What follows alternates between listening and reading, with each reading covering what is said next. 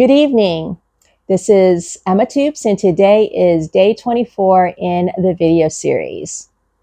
Today, I'd like to share a little bit of David's side of the story for how we came to form our company, Toops Consulting.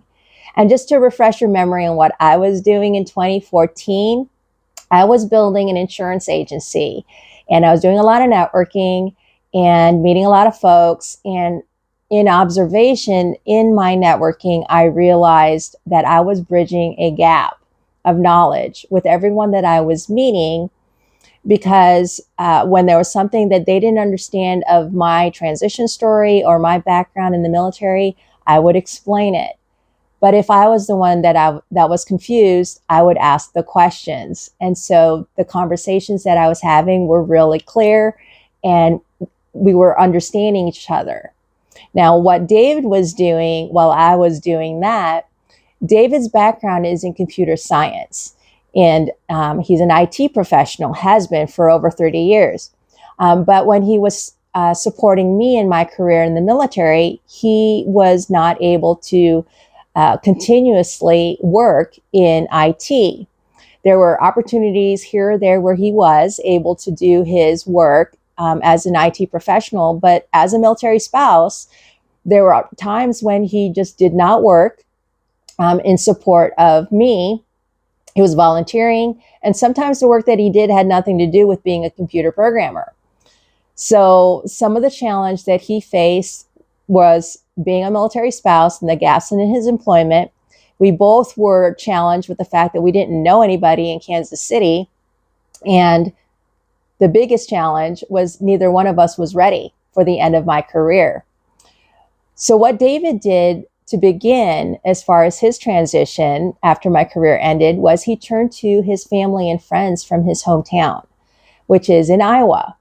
And he was fortunate to be able to be offered a job with one of his high school classmates who owns a construction company. So David worked in the office as a project manager and IT manager for his friend's construction company. And that was what he did for the first half of 2014, which worked out fine because I was doing what I was doing, and he was still trying to get some traction in his transition. When that opportunity with his classmate ended, he started working with an IT recruiter in order to find a local opportunity here in Kansas City. And there was several weeks that went by where he was working with this recruiter, and I was just curious how things were going. And I asked him a little bit about, so how's this working? Because he wasn't getting offers, which for me was surprising. And so in response to my question of how this was going, he vented some of his frustrations. So being a military spouse, he had gaps of employment, so his resume didn't make him look good on paper necessarily. It wasn't inherently obvious how experienced and educated he was in this field because he hadn't been doing it continuously. Some of his work was non-technical or just being a volunteer, or he was just not working because he was supporting family or my career or whatever. He also explained that there was these skill test requirements that he had to do to show that he knew how to program in a variety of different languages.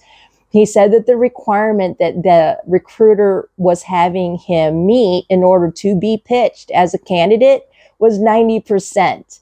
And this to me was outstandingly high.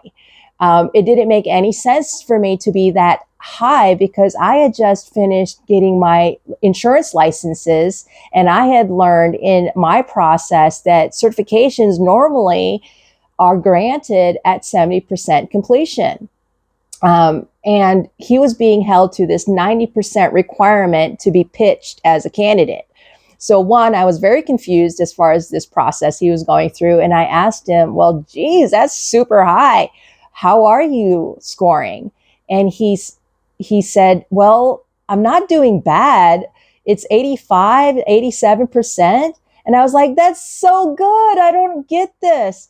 And I asked him, well, do you understand these languages or not? And he's like, well, I do, but my fluency has changed because I haven't been doing it for over a decade. And David explained something to me about computer program that I never understood before. He said that it's a language, and just like other languages, it changes over time. And he said what changes in computer language is the syntax. And he just kind of told me that's like the punctuation. I'm doing the punctuation wrong. And because it's not right, the code doesn't work. And I said, oh, so kind of like verbal language, if you don't use it, you lose your fluency.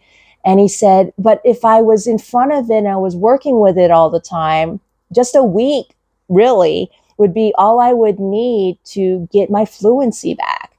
But he wasn't getting pitched as a candidate because of this 90% requirement.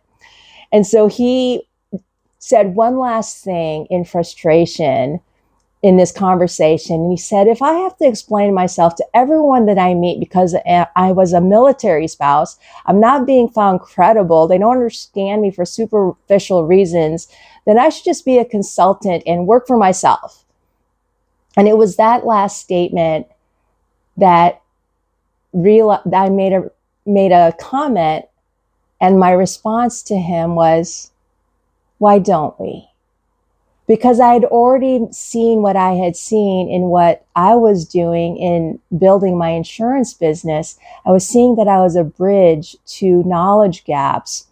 And David just said something about being a consultant.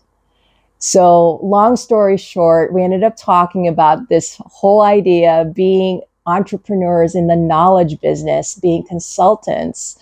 And that was how our business was formed.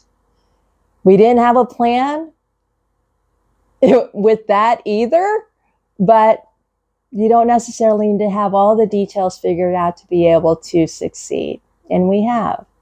And what we do in our business is help people who are in transition. So that's what I've got for today. So I'll talk to you next time.